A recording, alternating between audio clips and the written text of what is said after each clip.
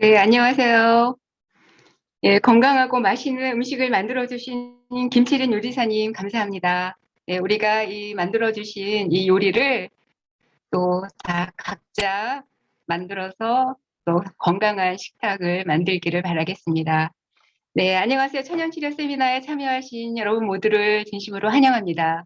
코로나 팬데믹이 이렇게 너무 1년 넘게 이제 너무 길어지면서 우리의 건강을 어떻게 지켜야 할지에 대한 큰 관심이 많은 이 시기에 우리가 온라인을 통해서 여러분들을 만나뵙게 돼서 반갑고 또 세미나를 할 수 있어서 감사드립니다.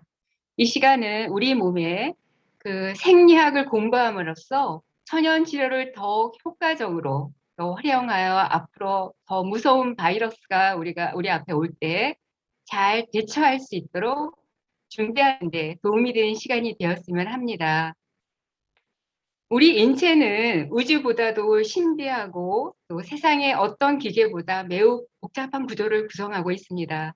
수십 조개의 세포로 이루어져 있는 우리의 몸은 비슷한 세포들이 모여서 조직을 이루고 다시 또 조직이 또 우리가 이렇게 모여서 수천 개의 기관을 만드는데 이러한 수많은 기관과 계통들이 각자 맡은 역할을 통해서 우리의 몸을 건강하게 지키며 원활한 일상생활을 할 수 있도록 도와줍니다.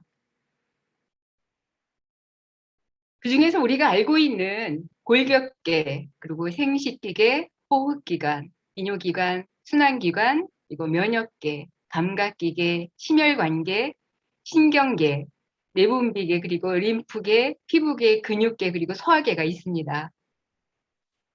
오늘 이 시간에는 특별히 우리가 먹고 소화시키는 일을 도맡고 있는 소화기관을 더욱 자세히 살펴봄으로써 그에 관련된 질병 및 치료와 예방 방법에 대해 자세히 알아보도록 하겠습니다. 먼저 소화기계는 다른 말로 소화관이라고도 합니다. 이것은 음식물의 소화와 영양소의 분해 및 흡수를 담당하여 구강에서부터 인두, 식도, 위, 십이지장, 공장, 회장, 그리고 맹장, 결장, 직장을 거쳐 항문으로 건너는 하나의 긴 튜브로 이루어진 신체기관입니다. 더불어 소화관에 연결된 혀, 침샘, 간, 이자 담당은 소화작용을 돕는 역할을 합니다. 성인 기준으로 8m에서 12m의 길이에 이르는 이 소화관의 벽의 구조를 살펴보면 식도의 중간 부위부터 항문에 이르기까지 안쪽으로부터 점막층, 점막 하층, 근육층, 장막층 이렇게 4개의 층이 공통적으로 구성되어 있습니다.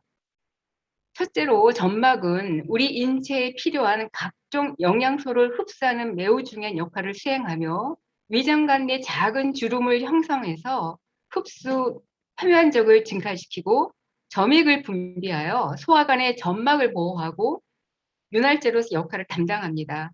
음식물이 통과하는 쪽을 내강이라고 하는데 내강에 접해 있는 점막의 표면에는 상피세포로 되어 있으며 지금 화면에 보이는 것처럼 상피세포는 미세한 육모로 덮여 있어서 우리가 먹는 탄수화물 그리고 단백질, 지방 등의 영양소가 이 미세 육모들을 통해 흡수됩니다. 점막층 다음으로는 점막 하조직입니다. 점막 하층이라고도 부르는데요. 이것은 점막을 지지하는 결합 조직으로서 점막을 유연하게 움직일 수 있게 도와주는 역할을 담당하고 있고 동시에 혈관, 림프 조직, 신경이 분포됩니다. 또한 점막하 신경총에 의해 점액 분비와 운동 조절을 합니다. 점막하 신경총은 장 운동과 또 상피 흡수와 그리고 분비와 각 위장관의 기능을 조절함과 동시에 신경세포의 장애, 팽창에 따른 감각 기능을 수행합니다. 세 번째는 근육층인데요.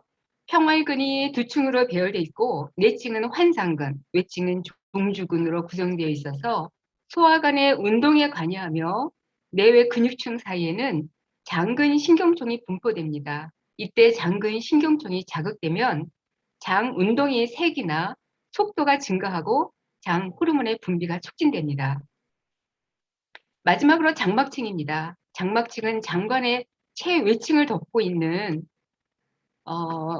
우리 그 얇은 막의 결합 조직막인데요. 장갑막과 연결되어 소화관에 분포된 신경, 혈관, 림프가 분포됩니다.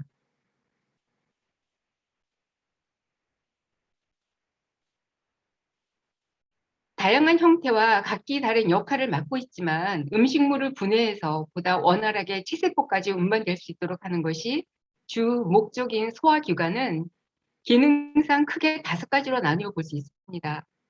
그중 첫 번째가 소화입니다. 음식물 속에 포함된 탄수화물, 단백질, 지방과 같은 고분자 형태의 영양소를 소화관의 점막을 통해 체내로 흡수할 수 있도록 작은 입자로 가수분해하는 것입니다. 두 번째로는 소화 과정인데 이것은 저작이나 연동 운동, 그리고 분절 운동과 같은 기계적인 작용과 또 소화관 및 부속속에서 분비되는 소화 효소에 의한 화학적인 작용을 합니다. 흡수는 가수분해된 영양소의 최종 분해산물들이 소화관의 점막을 통해 혈액이나 림프로 운반되는 것을 나타내며, 또한 네 번째인 대사는 모든 세포에서 영양소가 에너지와 열로 전환되고 새로운 물질들이 합성되는 과정을 의미합니다. 마지막으로 배변은 소화되지 않은 음식물의 분해산물, 셀룰로즈, 또 무기물질 등을 인체 밖으로 내보내는 소화 과정의 마지막 단계입니다. 이러한 소화 과정에 관여하는 것이 타액, 그리고 위액, 장액에서 분비되는 20여 종의 화학 물질이 있는데 그 중에서도 특히 중요한 효소의 도움 없이는 어떠한 영양소도 장에서의 흡수랑 거의 불가능에 가깝습니다. 우선 입으로 들어온 음식물은 입안에서 치아로 잘게 부수며 씹는 과정에서 침샘을 통해 침과 섞이게 됩니다. 이는 식도로 이동하기 쉽도록 부피가 크거나 건조한 음식물들을 잘게 부수어서 잘 분해가 되게 하기 위함인데요. 이때 소화작용을 증진시키기 위해 혼합되는 타액은 이하선, 또 악하선, 설화선에서 분비되며 이 중 귀미센, 즉 이하선이 가장 크다고 할 수 있습니다. 침은 하루에 1리터에서 1.2리터씩 주로 식사 시에 분비되고 소화 효소인 프티알린을 함유하고 있어서 탄수화물을 분해시키거나 또한 단백질 분해 효소와 항체를 함유하고 있기 때문에 구강 내 세균을 파괴하여 면역력 향상에 도움을 줍니다. 이뿐 아니라 음식물 용해와 미래를 자극해서 식욕을 증진시키고 구강 청결 및 구강 점막, 촉촉함을 유지시키는 데 큰 도움을 줍니다. 음식물과 공기의 공동 통로인 인두를 지나면 제2 관문인 식도로 들어오게 되는데 식도의 길이는 약 20cm에서 25cm의 길이로 굵기는 평상시에 엄지손가락 정도지만 음식물이 통과하면 더 굵게 확장됩니다. 식도는 심장 뒤쪽으로 지나가며 규칙적인 연동파의 발생으로 인한 연동 운동에 의해 씹은 음식물 및 수분을 운반합니다. 식도에서는 직접적인 음식물의 분해가 이루어지진 않지만 무틴이라는 정액이 분비됨으로써 음식물이 보다 부드럽고 또 쉽게 식도를 거쳐 위까지 도착할 수 있도록 도와줍니다. 이때 상부 식도 관략근은 호흡 시 위장관 내로 공기 유입을 차단시키며 하부 식도 관략근은 식도 하부에서 왼쪽으로 3 내지 4cm 부위에 위치해서 위 내용물들이 식도로 역류되는 것을 방지시키고 식도 점막을 보호하는 역할을 합니다. 이렇듯 식도를 통해서 위에 도달한 음식물들은 약 한 3시간 정도 머무르게 됩니다. 위는 소화관 중에서 가장 팽대한 부분이며 크기가 일정하진 않지만 성인 기준으로 보통 20cm에서 30cm 정도의 크기로서 입구인 분문부에서 위체부 그리고 유문부 이렇게 세 부분으로 나누어집니다. 대체 J자 모양의 주머니처럼 생긴 위의 겉은 매끈하지만 안에는 주름이 매우 많은데요. 바로 이 주름 속에서 대부분의 기능이 이루어집니다. 또한 우리가 위에 속에서 분비되고 있는 강한 산인 염산과 위의 주 세포로부터 나오는 펩신이라는 소화효소의 본격적인 소화의 첫 단계를 수행합니다. 예를 들어 소화효소에 의해 단백질이 분해되는데 위액은 이 단백질을 펩톤으로 분해합니다. 또한 벽세포를 통해서 배출된 염산은 음식과 함께 섭취된 세균을 죽이고 장내 분비 세포는 위액은 물론 위의 운동을 담당하는 호르몬을 혈관으로 분비하는 역할을 수행합니다. 이렇듯 위액을 분비하며 위벽의 근육에 의한 연동 운동으로 음식물과 위액이 혼합되어 만들어진 크림 같은 액체나 묽은 죽 상태의 카임을 십이지장, 즉 소장으로 이동시킵니다. 이때 소화관에만 무려 1억 개의 신경세포가 있는데요. 이러한 과정에서 우리의 위는 신경과 호르몬, 또 위 내용물의 양이나 화학적 조성 또는 삼투압 그리고 정서 상태에 따라 큰 영향을 받습니다. 예를 들어 교감신경 및 부교감신경은 서로 협력하여 우리 몸속의 환경의 안정성을 유지하는데요. 특히 부교감신경은 위장간의 분비와 위 운동 항진을 촉진함으로써 소화와 흡수를 촉진시키고 배출을 증진시킵니다. 또 위 내용물의 양이 많을수록 혹은 음식물의 크기가 작을수록 배출을 증진시키며 삼투질 농도가 또 높을수록 배출은 그만큼 느려지게 됩니다. 신경세포의 절반이 소화관에 있기 때문에 우리가 무언가를 느끼고 그리고 감정을 표현하는 능력이 뇌보다 소화관에 더 의존됨을 볼 수 있습니다. 그러므로 우리가 정서 상태, 곧 불쾌하거나 흥분되거나 그리고 공포 등에서는 위의 배출은 느려지게 됩니다. 복부 정반에 걸쳐 위치하는 소장은 위로부터 음식물을 받아들여 이를 영양소가 흡수 가능한 형태로 최종 분해하고 흡수한 후 그 찌꺼기를 대장으로 이동시키는 역할을 하는데요. 장기 중 가장 긴 구조로 되어 있는 소장을 크게 세 가지로 나눠 볼 수 있습니다. 먼저 손가락 12개를 이어놓은 정도의 길이라고 해서 붙여진 이름이 12지장의 소장 일부로서 위와 연결되어 약 25에서 30cm 정도의 길이의 C자 모양을 하고 있습니다. 이 12지장의 중간 부위에는 간장, 담낭, 췌장으로부터의 소화액이 분비되는 12지장 유도라는 측관이 열려 있으며 이곳에서 나온 알칼리성 소화액은 위로부터 산성화돼서 온 음식물을 중화시키는 작용을 합니다. 이때 췌장에서 분비되는 이자액, 즉 아밀라이제, 말타아제, 트립신, 히모트립신, 또 라이페이즈 등의 소화효소가 있습니다. 이렇게 12지장에서 중화된 음식물은 또다시 알칼리액인 소장액과 혼합돼서 연동 운동과 분절 운동을 통해 공장, 폐장으로 이동하게 됩니다. 12지장을 포함한 공장과 회장의 구조는 공통적으로 점막, 근층 그리고 장막으로 되어 있으며 육모의 수는 12지장과 공장에 무려 약 3,600개가 있고 폐장에는 약 2,500개가 있습니다. 이러한 공장과 회장은 모든 소화기관에 걸쳐서 이루어진 소화 과정의 결실을 맺게 된 기관으로서 앞서 살펴보았던 점막의 세포로 영양분은 흡수되고 이렇게 흡수된 영양분은 모세관으로 전달되어집니다. 이처럼 입을 통해 섭취된 음식물은 입안으로 들어간 후에 소장을 통해 약 3시간에서 5시간 만에 대장으로 이동하게 됩니다. 대장은 문자 그대로 소장에 비해 큰 장기로서 지름이 약 5에서 7.5cm 정도의 굵기로 길이는 약 1.6m에서 2m에 이르는데 지금 왼쪽 화면에 보여지는 사진처럼 대장은 소장 끝에서 시작해 항문으로 이어지는 기다란 관처럼 생겼습니다.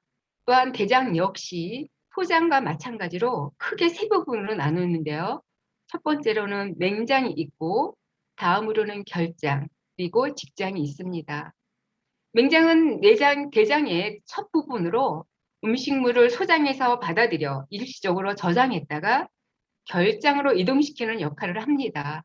이때 소장과 대장의 사이에 입술처럼 생긴 밸브가 있는데 그 이유는 역류를 방지하기 위해서입니다. 또 맹장 끝에 매달리듯 달려있는 충수돌기는 부속물로 특별한 기능은 없지만 충수돌기 염증이 생기면 흔히 우리가 잘 알고 있는 맹장염이라고 하는 충수돌기염이 걸리게 됩니다. 맹장 다음으로 대장의 대부분을 차지하는 부위의 결장은 순서대로 상행결장, 행행결장, 하행결장, 또 X상결장으로 직장과 연결되어 있으며 직장은 X상결장과 이어지는 장관의 맨 아랫부분으로 항문에 의해 바깥으로 열려져 있습니다.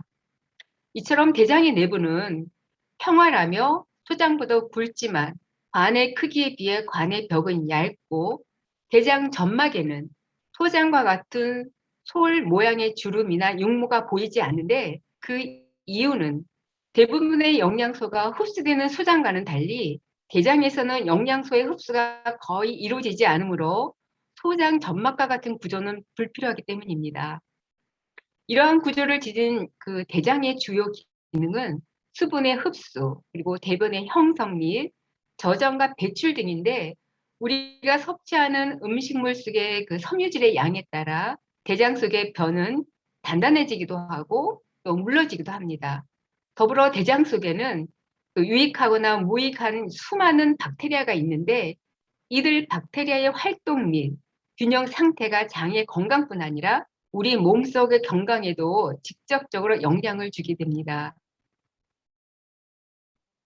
그런데 최근 조사에 따르면 과도한 그 스트레스와 건강하지 못한 생활 습관 및 식습관들로 인해 매년 소화기 질환 환자들이 증가하고 있는데요. 장기적으로 전신 건강을 악화시키는 다양한 소화기 질환과 그 원인은 무엇인지 자세히 알아보도록 하겠습니다.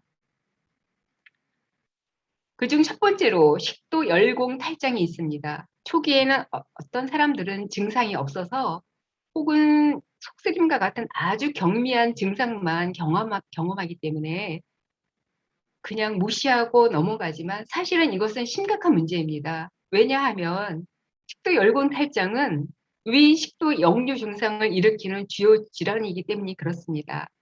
탈장이라고 하는 건 어떤 장기가 신체의 어떠한 구멍을 통해 원래 속하지 않은 어떤 것으로 삐죽 삐져나올 때 탈장이라고 하는데요. 지금 화면에 보이는 것이 탈장의 대표적인 예라고 할 수 있습니다. 우선 우리 몸에 배와 가슴을 분리하는 횡격막이라는 근육이 있는데 그 안에 식도가 지나가는 구멍을 식도 열공이라고 합니다. 그런데 그 구멍이 점점 커지면서 식도 하부를 조이는 압력이 줄어들게 돼서 역류가 일어나고 결국 횡격막을 통한 위 부분이 비정상적으로 돌출하게 되는 거죠.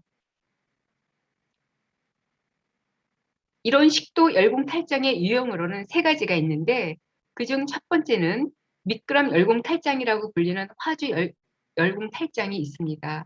미끄럼 열공 탈장은 그림에 보이는 것처럼 식도로 연결되는 위의 일부가 횡격막 위로 미끄러져 나온 상태를 일컫는데요. 보통 미끄럼 열공 탈장이 전체 식도 열공 탈장의 95%를 차지할 만큼 가장 흔하게 나타나고 미국인 중 40% 이상이 미끄럼 열공 탈장을 앓고 또 60세 이상부터 그 빈도가 증가합니다. 대부분의 미끄럼 열공 탈장은 매우 작은 편인데다가 환자에 따라 증상이 없을 수도 있고 또 아니면 어떤 분들은 가스나 팽맹감 또는 화끈거림과 같은 보통 경미한 증상이기 때문에 모르고 지나치기가 쉽습니다.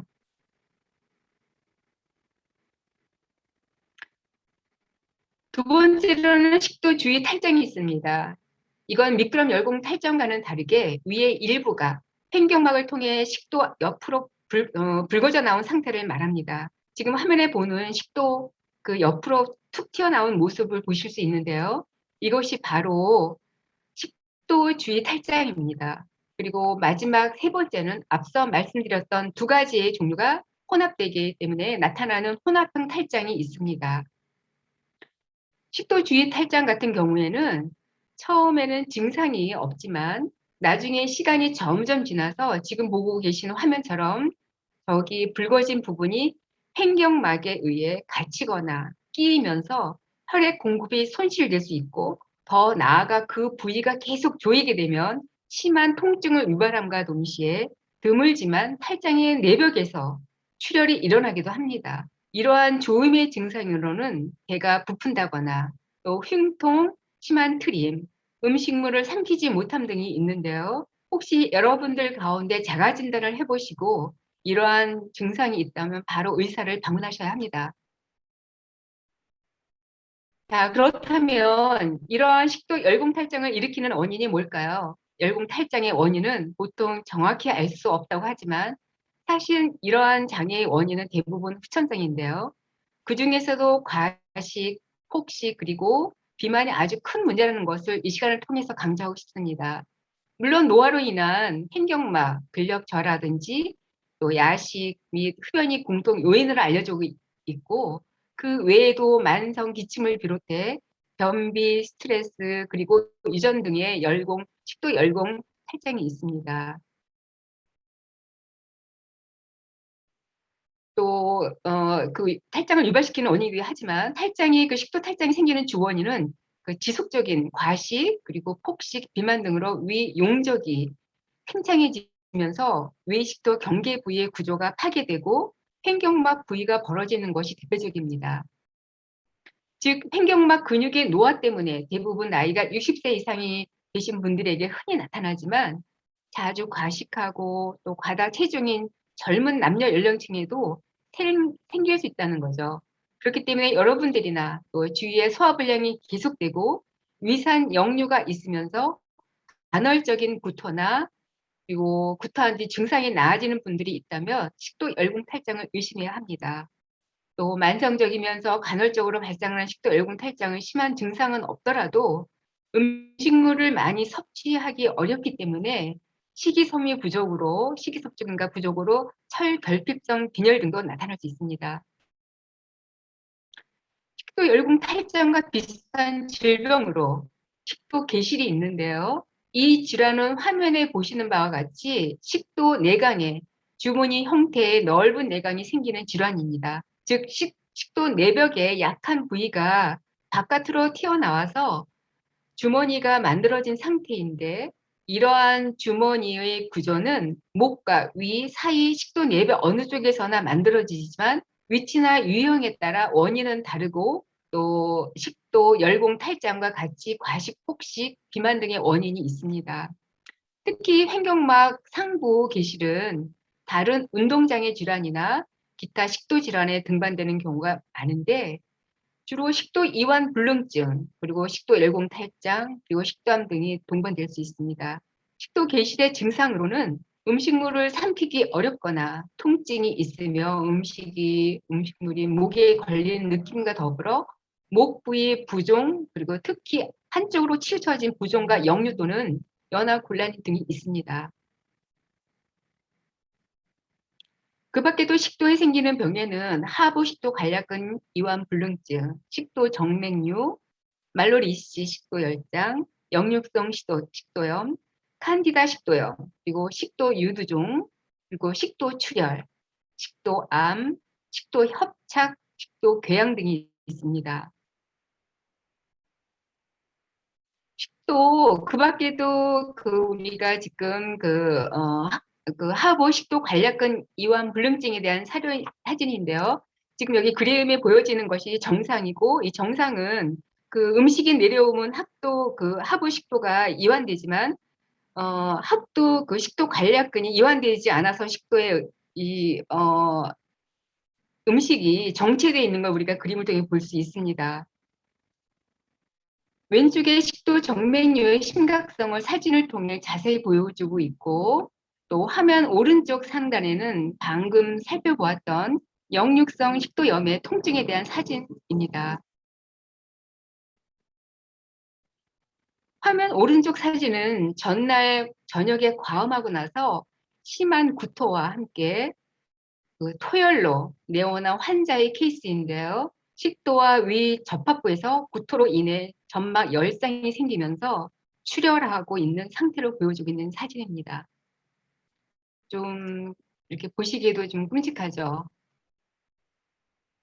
지금 화면에 보여지는 식도 질환은 칸디다 식도염인데요. 식도에 칸디다라는 진균, 즉 곰팡이가 국소적으로 감염되어서 염증을 유발하는 질환입니다.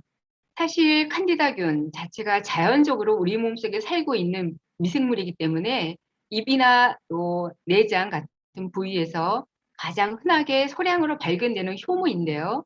깨끗하고 건강하지 않은 음식을 우리가 먹거나 외부의 독소로 인해서 칸디다균이 너무 과도하게 성장하면 장내 박테리아를 변화시키고 면역 체계를 방해합니다.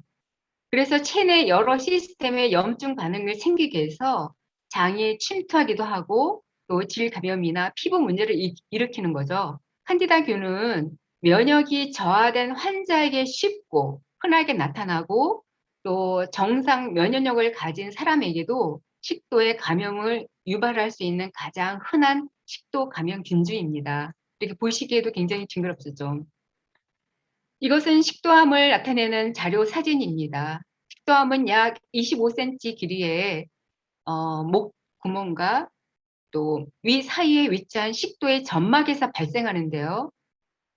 식도 그러니까 외벽에는 이를 둘러싸는 장막이 없어서 암이 생기면 곧바로 외벽을 뚫기 때문에 점차 진행해서 더 커지면 식도 근육이나 림프절로 퍼지며 급기야 대동맥 그리고 폐와 좌측 우측 폐 사이에 공간인 종격동 그리고 척추 등 주변 장기에 침범할 수 있는 사망률이 높은 암 중에 하나입니다.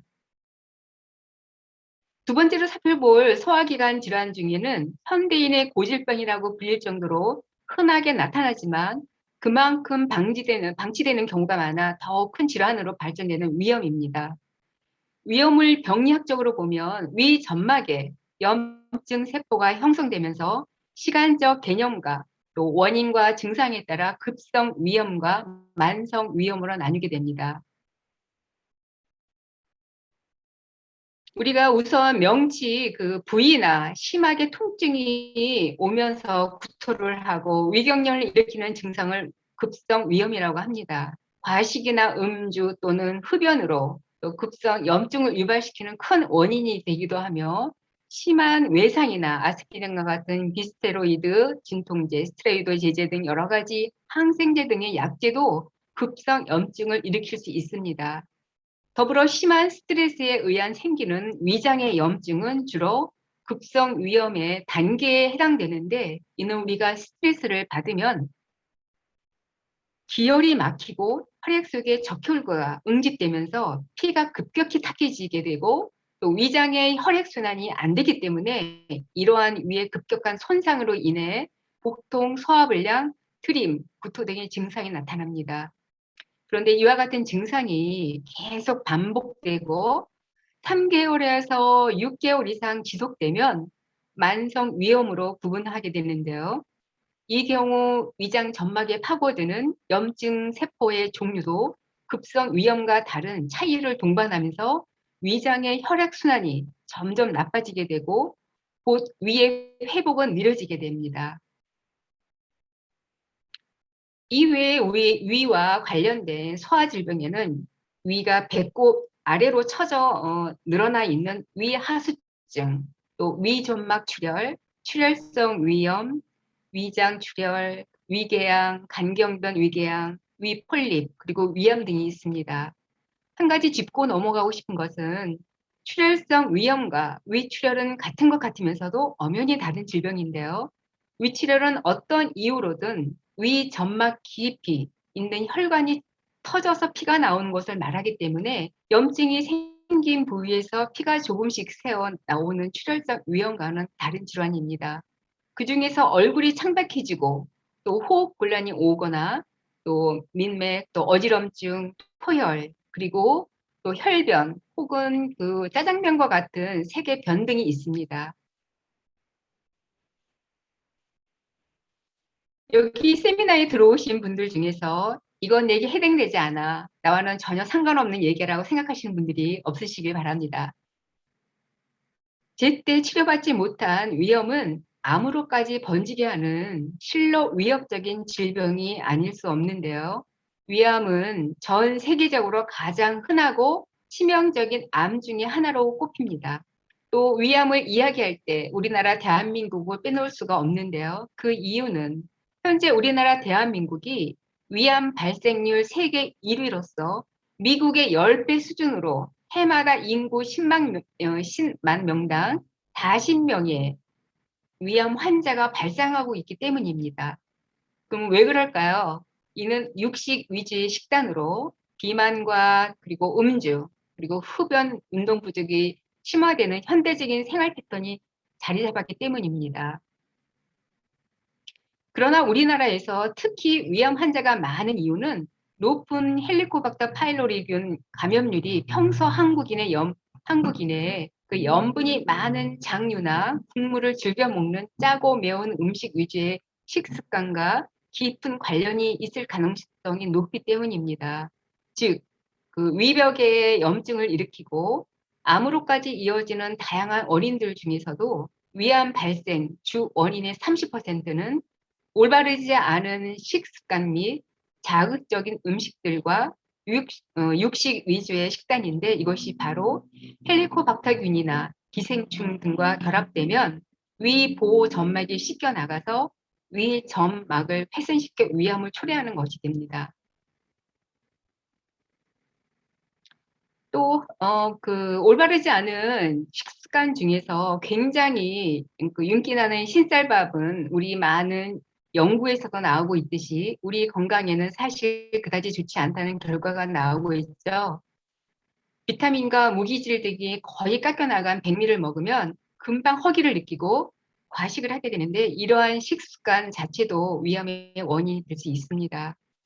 또 한국 사람들이 좋아하는 단짠단짠이라고 불리우는 음식들이 있습니다.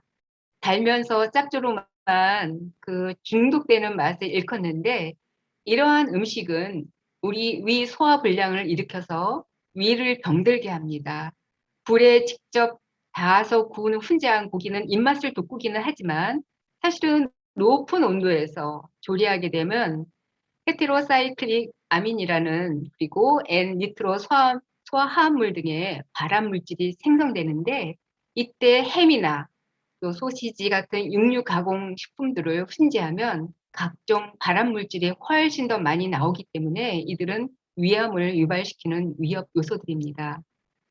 그 외에는 대량의 뜨거운 음식이나 음료를 마시게 되면 위장의 점막을 손상시키고 인후와 소화기관이 약해집니다. 흔히 우리가 알고 있는 술 역시 위벽을 망가뜨리고 특히 빈속에 마시는 술은 치명적입니다. 음주를 하면 알코올 농도가 치솟음과 동시에 점막을 자극해서 급성 만성 위염이나 위출혈을 불러일으키는 원인이 됩니다. 또한 잦은 외식이나 회식 문화는 과식, 폭식, 그리고 음주와 흡연으로 이어지기 쉽습니다. 특히 술을 강요하는 분위기에는 일반적으로 기름진 음식과 술이 복합적으로 많이 섭취되기 쉬운데 이러한 문화 역시 위암 발생 가능성을 키우는 원인이 됩니다. 그리고 마지막으로 헬리코박터 파일로리균이 있는데요. 우리들의 식습관과 연관이 깊은 헬리코박터균은 어떤 균인지 한번 살펴보겠습니다. 1982년 당시에 의학계는 위에는 세모 또 녹일 수 있는 독한 위산이 있어 균이 살 수 없다고 굳건히 믿고 있었지만 호주의 병리학자인 워렌과 마샬이 헬리코박터를 처음 발견한 이후 1983년부터 헬리코박터균의 존재가 세상에 알려지기 시작했습니다. 연구를 살펴보면 한국인들 중 그 60%에서 70%가 헬리코박터균에 감염되어 있고 전 세계적으로는 약 50%가 감염된 것으로 보고되고 있는데요. 이 헬리코박터균의 감염은 전 세계 위염 및 또 소화성 궤양 질환 그리고 특정 유형의 위암을 일으키는 가장 공통된 원인이며 위에서 생성되는 강산석 그 액에 대한 누출이 적은 위 내벽의 보호 점막층에서 성장합니다. 또한 이 균은 암모니아를 생성하여 위산으로부터 자신을 보호하고 점액층을 교란시켜 침투할 뿐 아니라 대사증후군이나 당뇨병과 같은 성인병을 유발할 수 있습니다. 물론 헬리코박터균이 감염되면 무조건 암에 걸리는 것은 아니지만 이미 수차례 많은 연구를 통해 헬리코박터균이 소화성 궤양이나 위염 및 암 등을 유발하는 1급 바람인자라는 사실을 잊지 마시고 기억해 두시면 좋을 것 같습니다.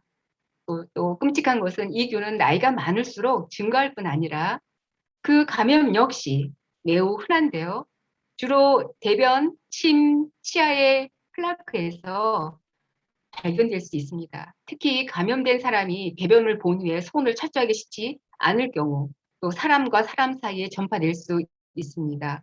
더불어 입맞춤이나 다른 밀접한 접촉을 통해서도 세균을 전파할 수 있다는 점 명심해 두시면 좋을 것 같습니다.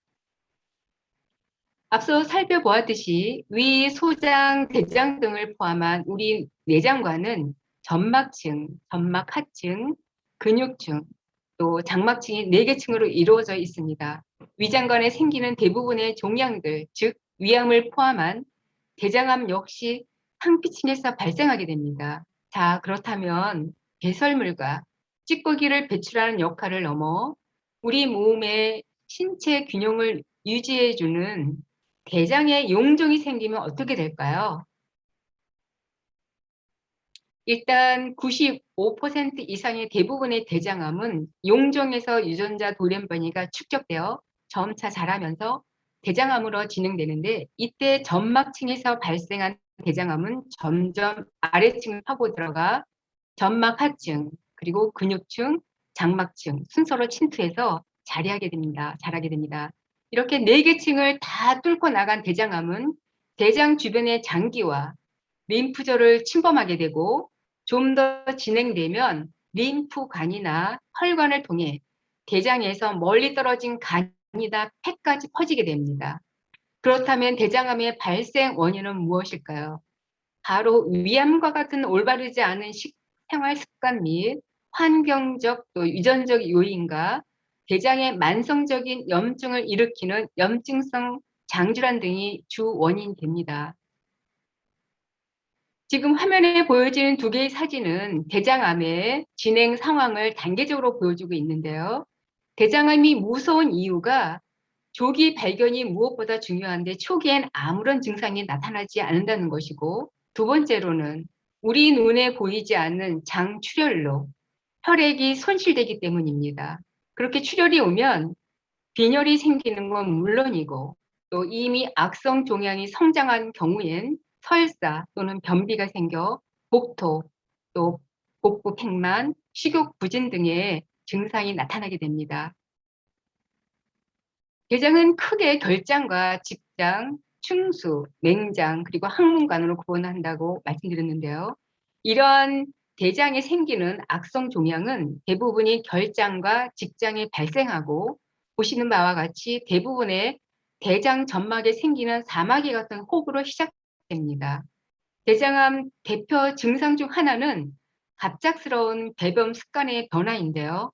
전에 없이 설사나 변비나 또 나타나거나 횟수가 변화가 생겼을 때, 또 혈변이나 지속적인 복부 통증이 나타날 때 대장암을 한번 의심해 볼 수 있습니다.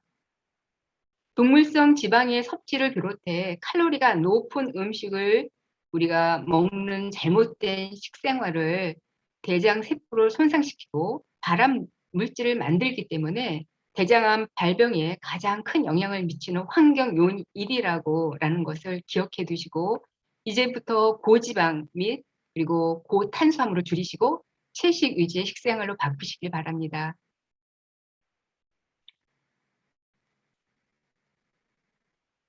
현재 우리가 살고 있는 이 세상에는 수많은 병들이 있고 그에 대한 여러 가지 현대 의학 기술들이 있지만, 병원에서 처방해주는 약 대신에 우리 몸을 창조하신 분을 의지하여 천연 치료법을 통해 어떻게 하면 우리의 소화기관을 좀 더 튼튼하게 만들 수 있는지 함께 알아보도록 하겠습니다.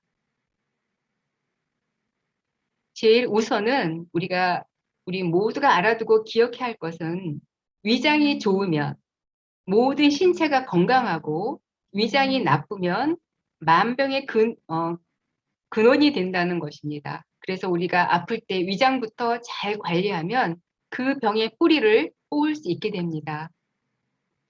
올바른 위장 관리 중에 제일 첫 번째 방법은 비만을 일으키는 음식들을 매일 피하셔야 합니다. 예를 들어 인조 설탕과 화학 성분을 첨가하여 만들어진 다이어트 소다나 시중에서 파는 제과, 패스트푸드, 샐러드 드레싱, 요거트, 또 100% 과일 주스라고 파는 음료 등은 우리 위장이 싫어하는 음식이자 비만, 당뇨, 혈압, 뇌졸중, 심장 마비를 일으킬 가능성이 매우 높습니다. 어떤 분들은 나중에 아프면 병원에서 처방해주는 약 먹으면 된다라는 식의 무한 신뢰를 보이는 분들이 계시는데, 사실 병원에서 쓰는 항생제 역시 우리 몸한테 최선의 방법은 아닙니다. 약이 워낙 독하기 때문에 정상균들을 모두 죽이기 때문입니다. 곡식과 과실과 견과류와 그리고 채소는 우리 창조주께서 사람을 위하여 선정하신 음식입니다. 이러한 음식을 할 수 있는 대로 간단하고 자연스러운 방법으로 요리해서 섭취할 때 평안한 위장을 만들 뿐 아니라 깨끗한 피로 만드는 데 도움을 줍니다. 그리고 이 외에도 불규칙한 수면 및 생활 패턴이나 금연과 금주는 위장에 악영향을 끼치므로 당연히 피해야 합니다. 그 다음 두 번째 방법으로는 4금 3식을 둘 수 있습니다. 4금 3식 중에서 3식은 적게 먹는 소식, 천천히 꼭꼭 씹어 먹는 습관인 서식, 그리고 채소를 많이 먹는 채식을 뜻합니다. 과식이 위장에 미치는 결과로 위장이 쇠약해지는 건 기본이고, 다른 소화기관들이 악화되고 또 더불어 다른 질병들을 초래합니다.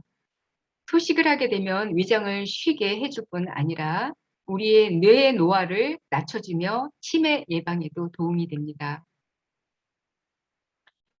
헬리코박터균의 지금 채소 중에서 그 브로콜리와 브로콜리 새싹 또는 방울 양배추는 헬리코박터균의 증식을 억제하고 이 세균으로 인한 산화 스트레스로부터 위 점막을 보호하는 작용을 합니다.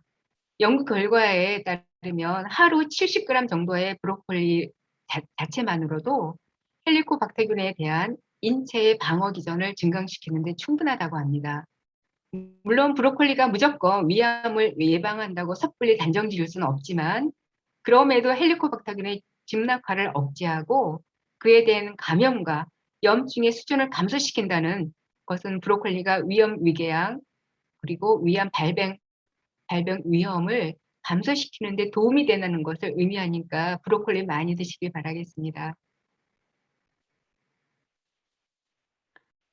이러한 여러분들 중에서 4금 중에서 과식이나 폭식하는 식습관이 있다면 바꾸시길 바랍니다. 왜냐하면 과식을 하면 오히려 영양 실조라는 말이 있을 정도로 영양 흡수에 방해가 될 뿐더러 우리 몸을 더욱 피곤하게 합니다. 그리고 빨리 먹지 말아야 합니다. 소화는 입에서부터 시작하는데 빨리 먹게 되면 소화 안 된 음식이 그대로 썩어서 그 부패 물질이 병을 유발시키기 때문입니다. 그런데 바쁜 일상을 살다 보면 식사 시간이 자주 제한될 때가 있을 텐데요.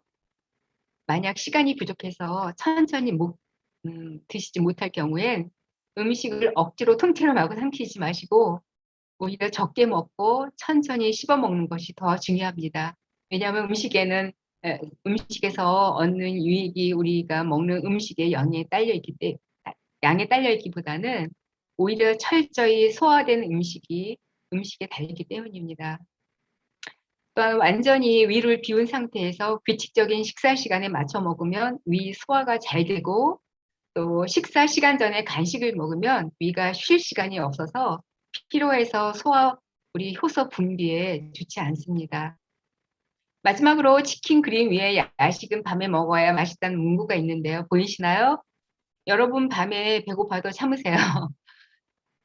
우리 몸은 잠자는 동안 쉬어줘야 하는데 잘 시간에 음식을 먹으면 우리의 혀는 행복할지 몰라도 정작 위에서 소화가 안 돼서 위산이 쌓이게 되고 부패 물질 생성하는 원인이 되며 수면 호르몬인 멜라토닌이 줄어들어 수면의 질이 떨어지고 우리의 기억력이나 학습 능력이 떨어지게 만듭니다.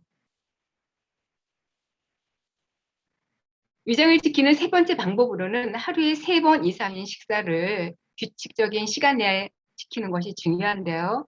아침에는 제철 과일 한두 종류와 오트밀이나 또 쉽게 소화될 수 있는 음식을 먹는 게 좋고, 또 점심으로는 너무 짜지도 맵지도 않은 채식 위주의 음식을 골고루 드시는 게 좋습니다.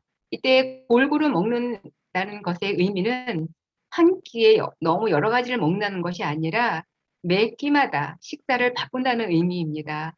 마지막으로 저녁을 포함해서 한 끼에 먹는 식사는 아주 단순히 드시는 게 위장에 매우 좋습니다. 이때 우리가 섭취하는 음식물의 잘못된 배합으로 위장 속에서 전쟁이 나지 않도록 주의해야 합니다.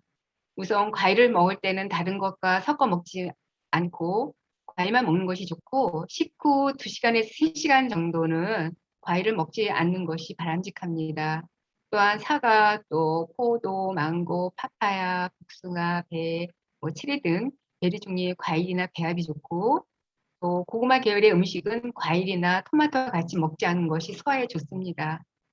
과일과 배합이까지 주체하는 음식으로는 채소가 있지만, 과일 중에서도 특정 채소와 맞지 않는 것이 있기 때문에 영양분 배합에 대한 내용은 우리 시간 관계상 다음 강의 시간에 더 자세하게 말씀드리도록 하겠습니다. 저희가 이 강의를 계속 들으시는 분들은 계속 우리 어떻게 먹어야 되는지 그런 것들을 계속 말씀하시기 때문에 많은 도움이 되실 거로 믿습니다.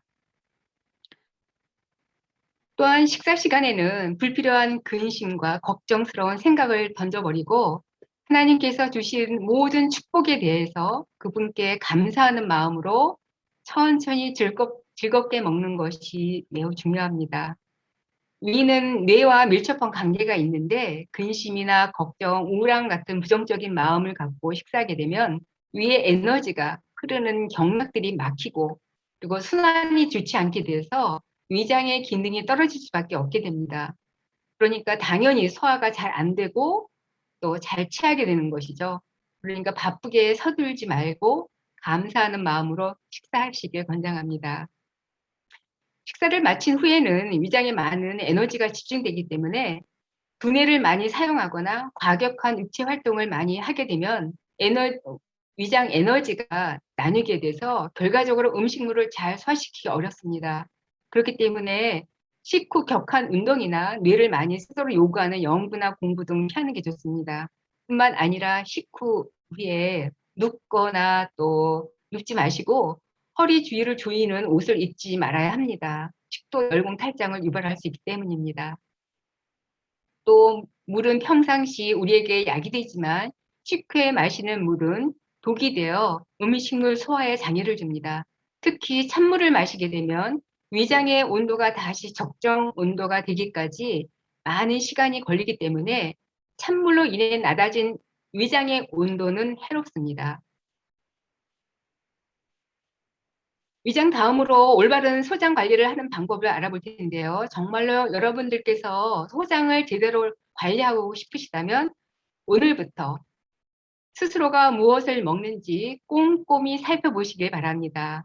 서양 현대의학에서는 우리 몸속 피가 뼈의 골수에서 만들어진다는 골수 조혈소를 정서로 받아들이고 있지만, 자연의학에서는 다른 견해를 가지고 있습니다. 바로 장 조혈설인데요. 쉽게 풀이하자면 우리의 골수에서는 장 조혈이 정상적으로 이루어지지 않을 때, 즉 평상시에만 비상시에만 혈액이 만들어지지만 결국 우리가 섭취하는 음식이 소장, 육모, 모세혈관과 유미관으로 흡수된 영양소로 바뀌어 내 몸속에 피, 곧 세포로 만들어낸다는 것입니다. 그러므로 우리가 무엇을 먹고 마시는지에 따라 우리의 소장 및 혈액의 질이 좌우되며 곧 우리의 생명과도 관계가 됩니다. 두 번째 수장 관리로는 바로 아무리 좋은 음식을 먹는다 해도 식사와 식사 사이는 최소 5시간의 간격을 주어야 합니다.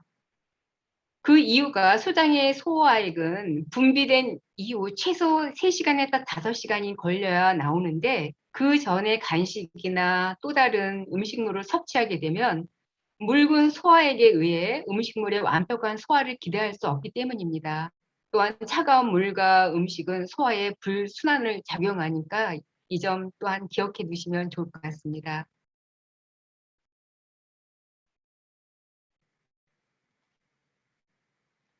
수작을 다음으로 우리의 두뇌 활동을 돕는 대장 관리에 필수적인 한 가지는 발효 음식입니다. 발효 음식은 체내에서 썩게 되기 때문에 모든 발효 음식은 가능한 끊는 게 좋습니다. 또한 아침에 일어나 공복 상태에서 천천히 물을 마셔주는 것도 대장 건강에 매우 좋은 방법입니다. 잠을 자는 동안 우리의 몸은 스스로 복원하는 동시에 몸에 쌓인 독소를 내뿜습니다. 이때 물을 마시게 되면 자연스럽게 우리의 내장 기관이 움직이게 되면서 체내 건강한 세포만 남고 유해한 독소를 제거할 수 있게 되어 소화 시스템이 개선됩니다.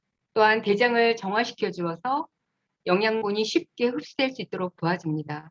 그러나 이때 주의할 점은 빨리 벌컥벌컥 들이키기보다는 천천히 마시는 게 좋고 또 하루 동안 규칙적으로 물을 하루에 조금씩 여러 번 나누어서 마셔주어야 합니다. 이렇게 물을 자주 여러 번 마셔주게 되면 우리 몸속의 염증 부위를 씻어내려주고 배뇨를 통해서 또 이렇게 제거해 줍니다. 더불어 쌀밥보다 현미밥 위주의 식사는 변비와 대장암 등 소화기 관련 질병 치료와 예방에 효과적입니다. 사실 흰쌀밥이 우리 건강에 좋지 않다는 연구들이 이미 속속 나오고 있는 반면 현미는 변비와 대장암 등 소화기 관련 치료와 예방에 효과적입니다. 현미의 미강 부분은 거의 섬유질이기 때문에 배변 활동을 도와 노폐물의 배출을 촉진시키며 장내 유산균의 성장을 돕는 데 탁월합니다. 또 현미가 풍부하게 가지고 있는 감마 오리자놀은 대장 내 염증을 감소시키는 탁월한 효과가 있으며 이 밖에도 당뇨와 뇌기능, 향상 및 중금속 배출과 항암 효과, 그리고 노화 방지와 혈관 질환 개선 및 알러지 예방과 발생을 억제합니다. 마지막으로 단식이나 금식을 효과적으로 활용한다면 우리의 몸속의 염증이나 망가진 세포를 복구하는 데 탁월한 천연약이 될 수 있는데요. 그 까닭은 쓰레기들이 청소되면서 비만, 당뇨, 각종 호르몬 이상과 같은 건강장애의 요인이 되는 만성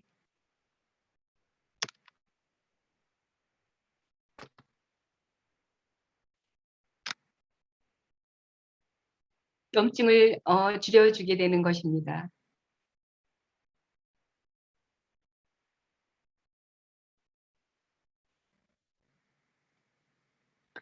앞서 말씀드렸듯이 신경세포의 절반이 소화관에 있기에 잔신경계는 그만큼 복잡한 신경회로를 갖고 있습니다. 그 중에서도 제2의 뇌라고 불릴 만큼 뇌 신호를 받지 않고도 스스로 판단하여 이를 열심히 수행하는 대장은 두뇌 활동을 돕기도 하는데요. 예를 들어 세로토닌, 도파민, 글루타민, 노르에피네프린, 산화질소 등이 소화관에서 발견됨이 그 증거입니다. 즉 우리 사람의 행복과 불행을 결정하는 곳은 뇌가 아닌 바로 우리의 소화관인 것이죠. 그런 소화관이 보호를 받지 못하고 우리의 철저하지 못한 식습관이나 생활 습관으로 인하여 공격을 받는다면 그것이 곧 우리의 건강과 생명뿐 아니라 우리가 생각하는 방식 및 행동에도 그 문제가 나타납니다. 그러나 우리가 아무리 좋은 식습관으로 바꾸어도 스트레스를 받게 되면 신체 기능을 조절하는 자율신경계는 교란되고 호르몬 분비에 이상이 생기게 되면서 결코 소화기계뿐 아니라 우리 몸 전체의 균형을 망가뜨리게 됩니다. 현재 삶을 살아가는 우리 모두에게 스트레스를 받지 않는다는 것은 어쩌면 거의 불가능에 가까운 말처럼 들릴 수도 있지만 스트레스를 받는다 하더라도 그것을 해소하는 방법이 있는데요. 그 중에서 제일 효능이 탁월한 방법이 바로 기도와 말씀과 찬양입니다.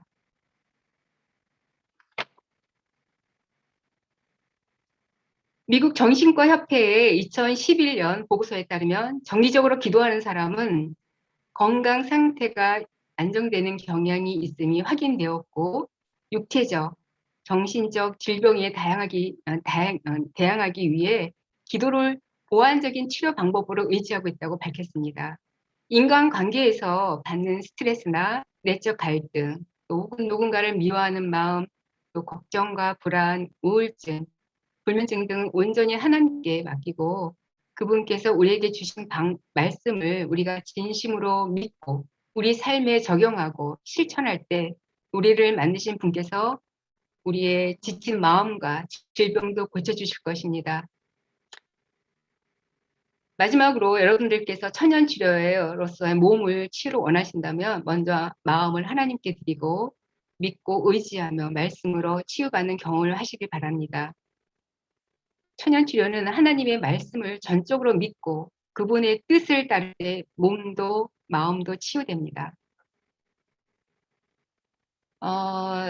제가 마지막으로 대장암 4기 환자의 간증을 잠깐 말씀드리고 마치도록 하겠습니다. 그분을 위해서 저에게 기도 요청이 와서 굉장히 오래전이었는데 일요일교회 그 집사님이셨어요. 대장암 4기로 이제 거의 다 병원에서도 그리고 가족들을 포기한 상태였는데 그나마 또 수술이 잘못돼가지고 그래서 이제 중환자실에서 5개월 동안 있었습니다. 근데 지난주에 저한테 연락이 왔어요. 그분을 위해서 많은 기도를 이제 함께 했고, 근데 그분이 정말 이제 마지막으로 거의 죽음의 문턱까지 갔을 때 정말 간절한 마음으로 하나님께 기도하면서 저를 살려주신다면 하나님을 전하면서 살겠다고 이렇게 간곡히 그 의식이 이제 미비한 상태에서 그런 기도를 드렸다고 그래요. 그리고 그를 도와주는 분이 있었어요. 그분과 제가 이제 함께 기도를 했는데 그분이 이제 식생활을 다 그동안 바꾸면서 정말 기도하면서 그리고 많은 분들을 위해서 기도했어요. 근데 어제 이제 또 이제 통화를 하게 됐는데 정말 이거는 하나님의 기적이라고 그래서 너무 감사의 눈물과 그리고 모두가 이제 일요일 장로교회 분이었는데 네, 그곳에서 많은 분들이 하나님께서 기적을 일으켜 주셨다고 그래서 이제 그분이 이제 병실에서 나와서 걷고 그리고 이제 이렇게 좀 활동을 좀 한다고 소식을 이제 전해 들었거든요. 그렇듯 우리가 식생활을 바꾸고 정말 그 마음을 하나님께 드리면서 우리가 기도로 온 자기의 모든 마음을 내려놓고 하나님께 매달릴 때 이렇게 치유의 역사가 일어납니다. 우리가 이러한 그 믿음을 갖고 우리가 하나님께서 주신 방법을 통해서 함께 기도하고 하나님을 의지할 때 우리 마음과 우리 병도 몸도 치유된다는 것을 여러분들도 또 느끼시면 좋을 것 같습니다. 부디 이 건강 세미나를 통해 소화기에 대해 이해하는 데 조금이라도 도움이 되었길 바라고요. 내일부터 오늘 이 시간에 배웠던 방법들을 적용시키면서 이 어려운 힘든 시기를 보다 건강하고 또 씩씩하게 잘 이겨내시는 우리 모든 식구들이 되기를 여기 참여하신 우리 모든 분들이 되기를 바라면서 네, 오늘 강의를 마치겠습니다. 감사합니다.